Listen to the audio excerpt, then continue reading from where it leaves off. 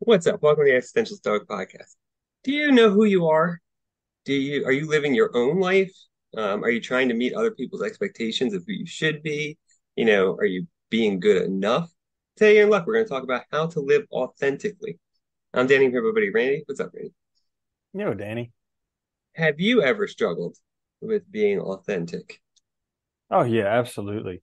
And you know what? This is something that's really important because I think as a culture, we all get stuck in this ideal of what our life should be.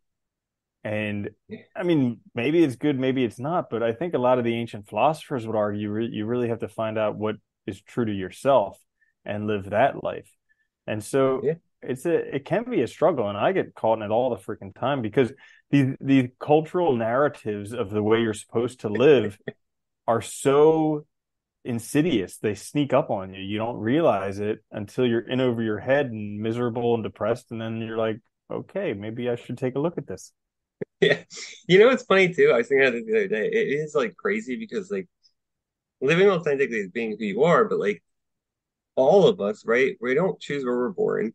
And then for the first, 20 years of your life, you're indoctrinated to believe that certain things are right. Like you said, those ideals, like of what the good life is, of who you're supposed to be, how you're supposed to act. And so by the time you can actually think for yourself, you got to deal with all this baggage you now have of getting in the way of being yourself. And it's really hard.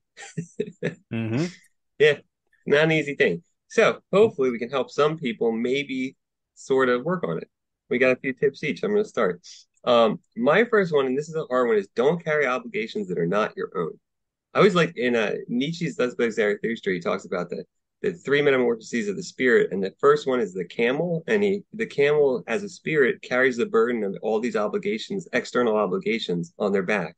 So like what society tells you should do, how you should look, expectations your parents had, all these things, and not carrying those obligations is the first step towards authenticity. Is finding out what matters to you, doing things that because you have a reason to do them, not just because you feel like you ought to, because it's some obligation placed on you by external sources. That's very hard. You have to like really, stick up for yourself to do that. And you're going to take a lot of people are going to judge you for it as well. So it's a very difficult position to be in, but it is the first step to, getting to your own life. Dude, and people love to put their stuff on you Oh because it's God, so do much like you see parents doing this all the time, how they didn't live up to whatever expectations themselves. So they? they put it on their children, how their children have to be like a doctor or go to this insane college or do it or be a lawyer or who knows. Being an And it's just, Olympic figure skater or something. yeah, Crazy. exactly. Yeah. Yeah, that's a good one. Uh, so my first one, how to live authentically, is consider if you were to die in 6 months, what would you do differently with your life? So this one is always like it's a very quick realization for me because I consider, okay, if I was to die in 6 months, there's a lot of stuff that I'm doing right now that probably wouldn't pay off by that time. Or, even if it would, I'm doing it, but it's kind of a waste of my time because if I only have 6 months, that's 180 days. So like, do I really want to spend time of those 180 days doing this stuff? And so it really quickly helps you cut through all the BS and figure out what's most important to you. Yeah, it is a good one. I like that because, we've heard numerous cases. I mean, there's so many anecdotal stories of people who find out they have a terminal illness or something and then like reassess their whole life. And then, in those rare cases where they do beat it, they change a lot of things because they realize they weren't happy before and all. And it's like, unfortunately, granted, it's unfortunate they had to get a terminal illness for that to happen. And I think this can be very effective just imagining, like if I was going to die in 6 months, would I still want to go to this job? Would I still do this daily stuff that I do? And would it be meaningful for me? And Yeah. it's a hard thing to ask because it's easy when you think you have a lot of time to just keep going through the grind and imagining a day where it's going to be all your free time and you'll be able to do whatever you want. But you're not thinking about the fact that you're wasting your time too. Well, dude, I mean, we all have a terminal illness. We're all going, it's called Yeah, life. We're it's all called going life. to die. And generally, like the enjoyment that you can actually get from experiences decreases with age. So putting stuff off until retirement is a very, very poor strategy for actually living. It's funny. We were talking about that before about how like the value of those experiences deteriorates with time. And I was thinking about it, and it's really a simple thing to realize too, because it's just your memory too. Like you have more time to enjoy the memory of it if you do it now than you would if you do it in 20 years. And so like that's so much enjoyment from it. And they say that's where like most of the value from these experiences comes from is actually from thinking back on them, which is Hmm. interesting. Yeah. Yeah. Was it mine now? I'm Or not yours? sure. I did one. Okay. I did one too, I think. Okay, so mine I'll do two. It didn't take On a long. roll today. I know, right? We have What three is and I it? can't Memory remember goes with age? Is that what we were just saying? which. My second one, this one's I think critical, but very hard also, which is get clear about what you value. And this goes with my first one too, I think. But like this is hard. You have to really get clear, like what matters to you, why, what reasons you have for it mattering, and how can you live in such a way that those values are realized daily for you. And I think like, that means like, if it's your family, if it's, some passion you have, some project, how can you like realize these things daily because it's what really matters to you, what you really value, what makes your life worthwhile, right? I mean, really, when we talk about authenticity, we're talking about a meaningful life. And so what gives your life meaning? And that's going to come down ultimately to your values. So figuring those out, journaling can be very helpful in this respect. I think just constantly asking yourself these questions, thinking about, like, is this in line with what I actually think is valuable or right? Yeah. How can I live a meaningful life? Yeah. Yeah. Bingo. That's a good one. My next one is take a look at your list of stuff that you have to do and ask yourself if you, because it's probably pretty big, Yeah. and ask yourself if I didn't have to do it, what would I not do? And just cross that stuff off because there's all these things that we think we have to do, and you can convince yourself that you have to, but the reality of it is you don't have to do anything. I mean, we're all going to die. Humans Mhm. have been alive for a speck of the lifespan of the universe, and really Yeah. it's inconsequential, and the world's going to go on just fine after you're gone. So, like, all these things that we think we have to do, we don't actually have to do. But we end up doing a lot of things that we don't want to do because we feel we have to do them.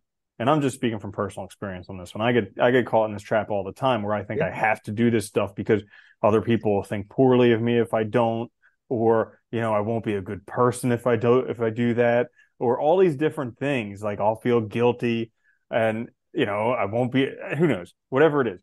So like actually going through your list of stuff that you have to do and figuring out, well, if I didn't have to do it, would I actually do that? And then if it's no, then try not doing it. Yeah. What's the worst That's that's a, going to happen? that's a good one too. I like that because it's really, we do get caught in that trap where we convince ourselves that it's like a requirement.